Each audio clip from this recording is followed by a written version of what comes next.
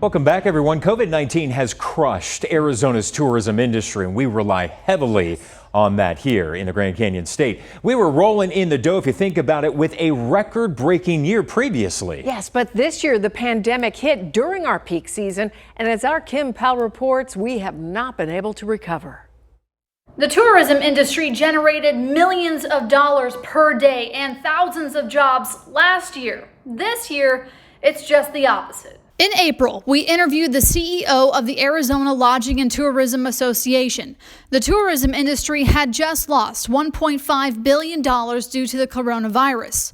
Now, that $1.5 billion loss has turned into $7 billion in the first 6 months of this year. New numbers released from the Arizona Office of Tourism shows that last year was record-breaking, with hundreds of thousands of jobs created by the tourism industry and $70 million being spent in the state each day. 2020, our numbers have actually virtually fallen off a cliff. The pandemic sent shockwaves through the tourism industry, from canceled spring training games and spring break to closed pools and limited dining. 80% occupancy in resorts dropped to the single digits virtually overnight.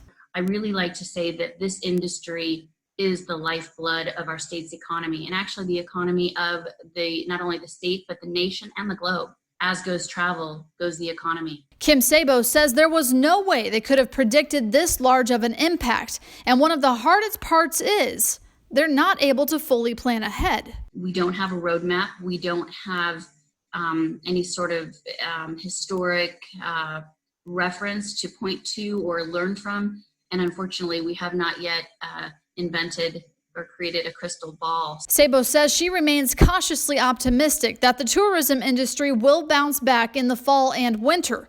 Until then, they're making data-driven decisions, so when it is time, Arizona can welcome back visitors. If we see the numbers start to decline, we can begin to promote visitation a little more actively. Kim Powell for Arizona's Family.